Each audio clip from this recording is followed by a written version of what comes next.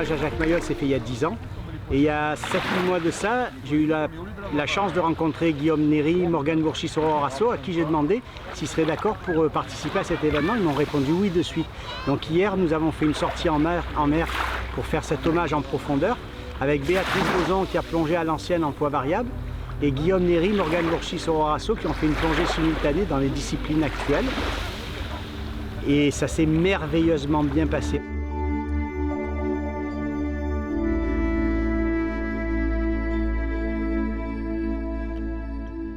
Le gueux, c'est un poids en fait, surtout aujourd'hui tel que ça a été fait.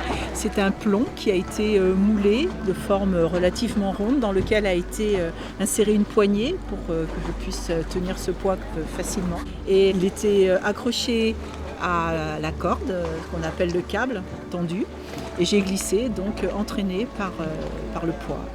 C'était une démonstration, donc c'était très fluide, très agréable. Et comme je disais, il y a des plongées qui restent dans les mémoires et celle-ci fera partie des plongées qui resteront, c'est sûr.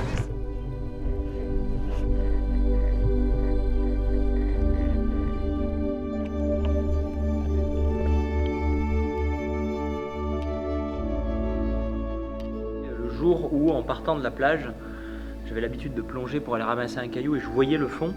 Et la première fois que je me suis éloigné suffisamment pour ne plus voir le fond et voir que du bleu, c'est resté comme une image gravée qui s'est ancrée quelque part comme le symbole de l'inconnu. Ce bleu, c'est l'infini. C'est l'infini et c'est accepter de partir et ne pas savoir où est l'arrivée, où est l'aboutissement. Et c'est ça qui m'a toujours plu et animé quand je plonge profond. C'est pas que faire hardcore ou championnat, c'est à un moment donné voir ce câble qui disparaît, qui s'évanouit dans le bleu. Ça, c'est un sentiment qui est fabuleux. Et puis, quand on se retrouve au fond de l'eau et qu'on regarde autour de soi et que c'est bleu partout, tout autour, en haut, en bas, à gauche, à droite, devant, derrière, bah c'est assez saisissant parce qu'il n'y a nulle part sur Terre où on a ça. On a cette sensation d'être perdu, totalement perdu au milieu de rien.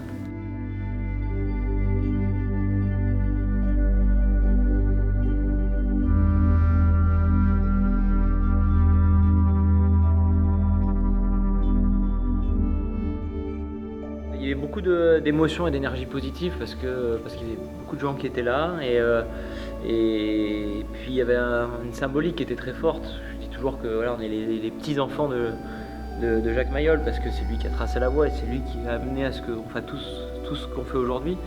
Et donc c'était important pour nous, les héritiers, de rendre cet hommage. Et puis j'ai vraiment apprécié, ça n'aurait pas eu du tout la même saveur si j'avais dû plonger tout seul.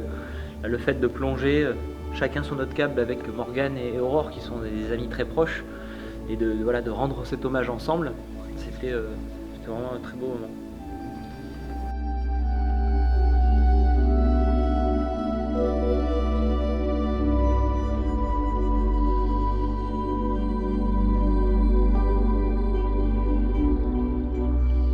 Cette matinée en fait préparée depuis de longue date, anticipée depuis très longue date, depuis vraiment plusieurs mois.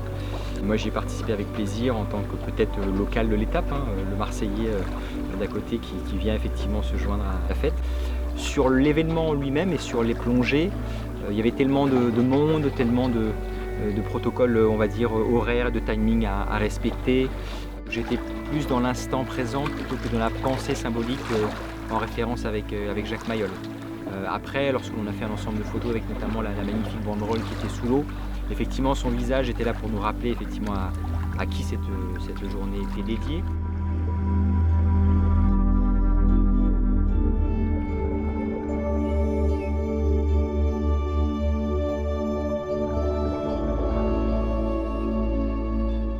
Je me rappelle 1998, deuxième championnat du monde en Sardaigne, organisé par Umberto.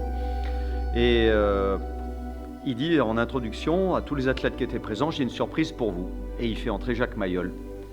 Alors là, tout le monde reste scotché, c'était l'idole de tout le monde s'est levé, tout le monde s'est mis à applaudir, ça a duré 20 minutes.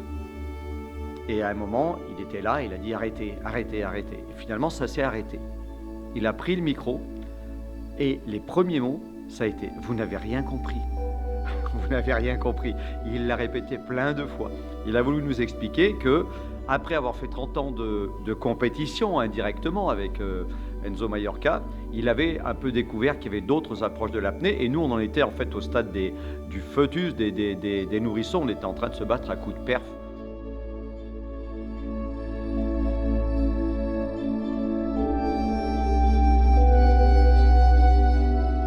La première vision que j'ai de lui, c'est quand il passait à la maison sur la terrasse, au moment où on allait boire le coup de rosé, il me disait non Elie, attends, il s'installait, il faisait son yoga et moi j'étais obligé d'attendre pendant une demi-heure. Voilà le programme de Jacques Mayol, c'est comme ça qu'il se préparait et c'est comme ça que nous avons lié amitié. Le soir, on a eu la chance de pouvoir avoir une soirée cinéma magnifique. On a raconté au public 50 ans d'apnée, de 1966 à 2016. Aujourd'hui, nous sommes sur la plage des Capucins pour un challenge d'apnée statique, donc l'hommage a été vraiment grandiose.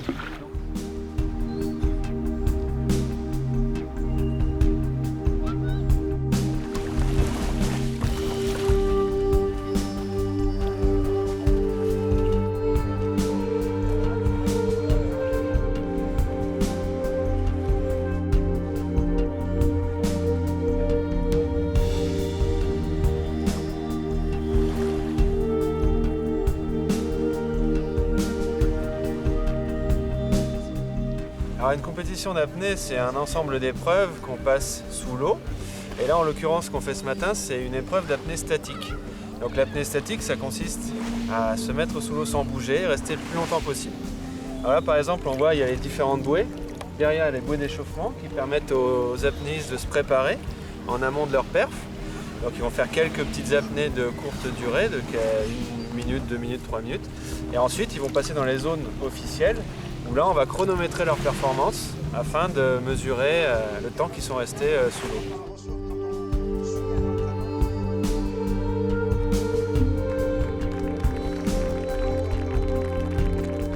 Alors nous, en tant que juge, on est là pour valider leur perf, c'est-à-dire mettre un coup de tampon officiel.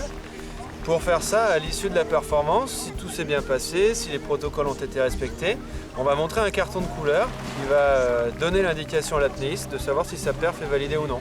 Carton blanc, ça veut dire que tout va bien. Carton jaune, il y a des pénalités parce qu'il y a des éléments du règlement qui n'ont pas été respectés. Et carton rouge, on est obligé de disqualifier la personne. Donc, carton rouge, ça peut arriver quand la personne ne respecte pas le protocole de sortie. Ou alors, s'il y a un pépin, si la personne perd conscience ou autre, on ne peut pas valider la performance.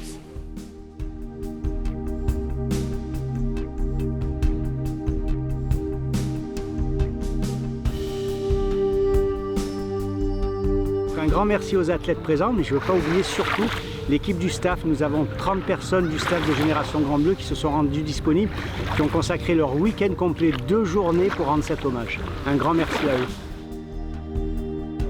Entre toi. Regarde le sable que tu as devant toi. Ouvre bien les yeux. 5,45. Respire. Respire. Lunettes. Pince-nez. Signe OK. Ayam OK. Femmes et demi-finale hommes pour les 4 premiers. Pour les 4 premiers, il y a un petit sentier sous-marin qui est très sympathique. Donc si vous voulez vous mettre avec, ça sera. Ils ont tout le matériel. Béatrice a assuré sa paire pour rentrer certainement. Plus 1, plus 2, plus 3, plus 4, plus 5, plus 6, plus 7, plus 8, plus 9, plus 10.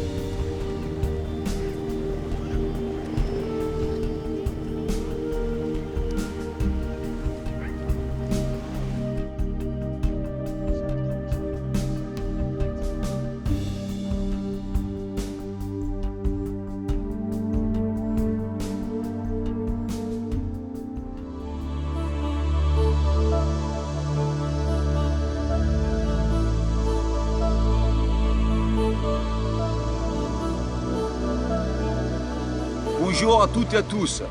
Je suis désolé, mais aujourd'hui je ne peux pas être avec vous pour fêter cette légende de l'apnée que c'est Jacques Mayol. La première chose que je voudrais faire, c'est vraiment remercier avec tout mon cœur l'organisation, c'est qu'ils ont eu l'idée de rendre hommage à Jacques. Parce que je pense que si aujourd'hui on est tous là, on profite, on prend du plaisir en faisant l'apnée, c'était surtout grâce cette légende qui a mis en place une manière de voir l'apnée dans une manière différente.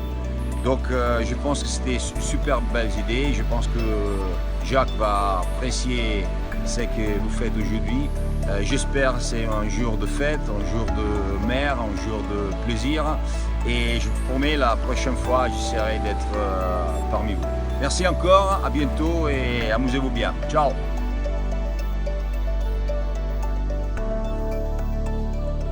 C'est la fête, c'est pas grave. Sérieux, j'ai dit ça?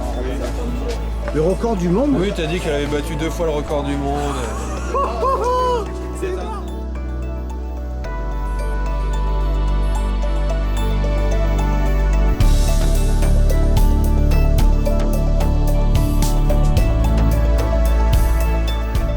Déjà, je voulais féliciter Pierre pour avoir réuni tout ce monde, tous ces apnéistes autour de ce bel événement. Moi, Jacques Mayol, ce que j'ai lu, c'était qu'il faisait du yoga et qu'il mangeait de l'ail. Donc très tôt, je me suis inscrit au cours de yoga et j'ai mangé de l'ail. Pour moi, ça m'a apporté un peu plus de souplesse. Et puis, j'ai fait ma première intoxication à l'ail à l'âge de 11 ans. Je puais l'ail par les pores. Bon, il n'y avait pas de moustiques à la maison. Plus sérieusement, bravo à cet événement, bravo à Pierre, bravo à vous tous de vous réunir. Je vous dis à bientôt sous l'eau et Domi, mio palmo.